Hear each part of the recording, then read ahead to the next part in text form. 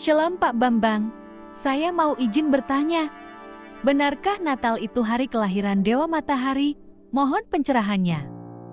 Kalau Kristen kok bahasa Arab lah, karena di Indonesia biasanya yang Arab itu harus Islam. Nah di Timur Tengah orang Kristen Arab juga banyak. Itu kira-kira pada pasal 18 buku Didaskalia Apostolorum itu ditulis tahun 189 Masehi.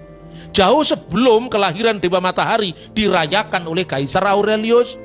Tertulis di situ pada pasal 18. Ya ikhwatana, wahai saudara-saudara, saudara-saudara kami, tahfudu fi ayamil a'yad, tetapkanlah pada hari-hari perayaan Id milad Sayyidina Yesus Al-Masih, yaitu Natal dari Tuhan kita Yesus Kristus, wa kamaluhu, tepatnya fi kamsati wa isrin, pada tanggal 25 fi syahri tasai'i lil Ibraniyin, pada bulan keempat Ibrani.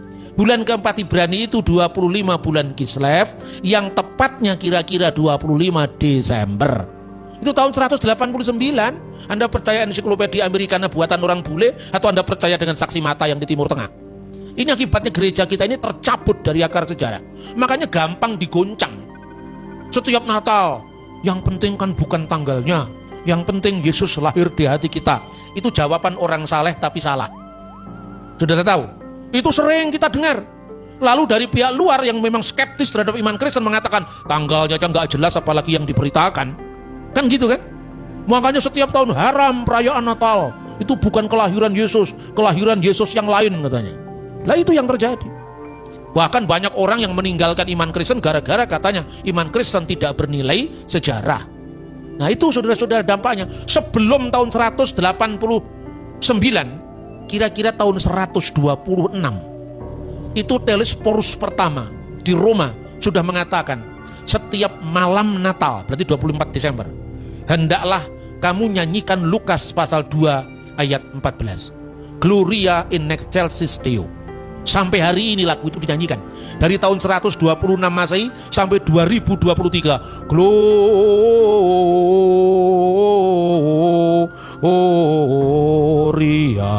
in excelsis Deo. Bahasa Latin. Itu ditulis ya tahun 126. Lah waktu itu orang Roma itu, gereja barat kan, gereja itu ada gereja barat, gereja timur. Gereja barat itu bahasanya Latin. Lukas pasal 2 ayat 14 itu bunyinya lengkapnya dalam bahasa Latin, Gloria in excelsis Deo et intera pac hominibus buna voluntatis. Segala kemuliaan bagi Allah di tempat yang maha tinggi, dan damai sejahtera bagi manusia yang berkenan kepadanya. Tahun 380 ya, ada seorang bapak gereja namanya Hieronymus. Hieronymus itu datang dari Italia ke Bethlehem, tinggal di dekat tempat kelahiran Yesus 36 tahun, gak main-main itu. Tinggal di dekat tempat Yesus dilahirkan itu. Lalu dia nulis apa? Menerjemahkan Alkitab. Karena Alkitab itu ditulis dalam bahasa Yunani aslinya ya, Perjanjian Lama dalam bahasa Ibrani, tapi terjemahan Latin ini sudah dianggap sudah lewat masanya, karena bahasa itu kan berkembang terus. Untuk menggambarkan supaya Anda paham ya. Bahasa Indonesia kira-kira tahun 60 sama nggak dengan bahasa Indonesia sekarang? Tidak sama. Surat kiriman daripada Petrus. Surat kiriman daripada. Jadi kalau sekarang kata daripada itu apa artinya? Saya lebih tua daripada kamu, ya kan? Daripada sekarang pembanding. Kira-kira tahun 70 kita nyanyi. Apa itu misalnya? Yesus itu apa? Allah kita heran dan besar, ya tahu? Ayo tahu sekarang artinya heran apa? Pada waktu itu heran artinya dahsyat. Sekarang heran artinya apa? Gumun, bingung. Masa Gusti Allah kok gumunan? Lah kalau Anda pahami dengan bahasa sekarang kan beda. Nah contoh lagi. Selidiki, nyatakan segala perkara. Perkara waktu itu artinya hal. Sekarang perkara artinya apa? Kasus sekarang. Kasus, perkara perdata, perkara pidana. Bahasa itu bergeser. Itulah sebabnya Alkitab diterjemahkan, direvisi terjemahannya. Bukan Alkitabnya direvisi, bahasa aslinya tetap sama. Yang direvisi terjemahan. Dan buku suci manapun di dunia ini ya selalu direvisi supaya orang gak salah paham. dan berpaham salah. Misalnya dulu, berikanlah tumpangan sesamamu dengan percuma. Nah, kata percuma tahun 70-an itu hanya cuma-cuma. Sekarang apa percuma? Percuma ditolong. Bener nggak?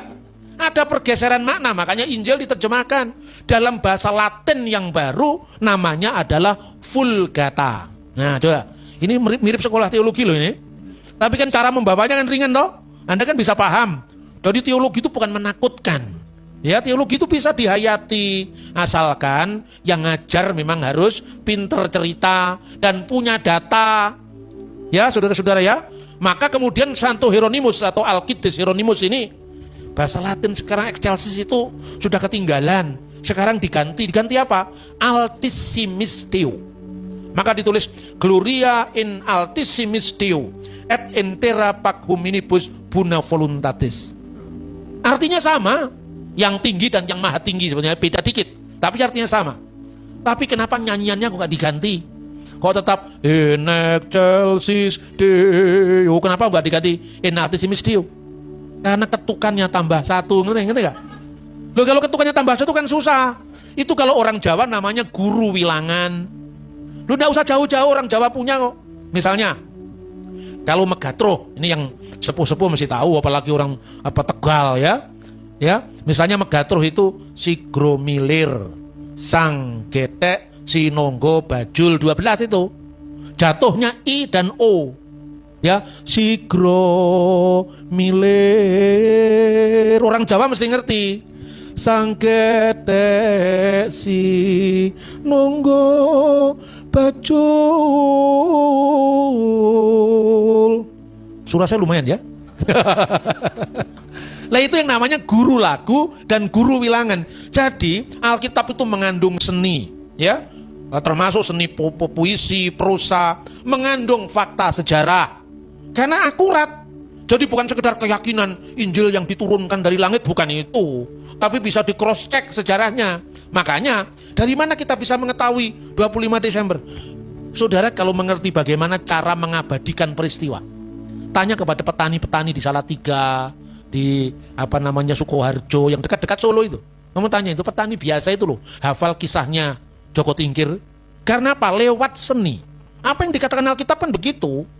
Lewat lagu-lagu pujian, lewat himne. Maka dikatakan misalnya, Sema Yisrael Adonai Elohenu Adonai Echad. Dengarkanlah wahai Israel, Tuhan Allah kita, Tuhan itu esa. Kasihlah Tuhan dengan segenap hatimu, dengan segenap kekuatanmu, dan seterusnya. Hendaklah ini kau ulang-ulang kepada anak-anakmu. Ajarkanlah ini berulang-ulang. Ketika engkau terbaring, ketika engkau bangun, ketika engkau dalam perjalanan. Kenapa berulang-ulang? Karena supaya nancep di kita. Nah, cara pikir orang timur itu mengulang-ulang. Cara pikir orang barat itu ngerepek. Jadi kalau nggak ada bukunya nggak bisa ngomong. Kita secara tidak langsung dipengaruhi budaya kerpean ini. Makanya di sekolah orang sering ngerepek. Anak-anak itu tahu nggak? Karena apa? Karena penilaiannya berdasarkan apa? Berdasarkan itu tadi, bukan memori. Lah orang timur tuh pinternya di memori. Gitu loh saudara-saudara. Makanya puji-pujian itu penting. Karena lewat puji-pujian kita mengabadikan ajaran. Masa kalah sama orang Jawa dengan ceritanya si Gromilir tadi.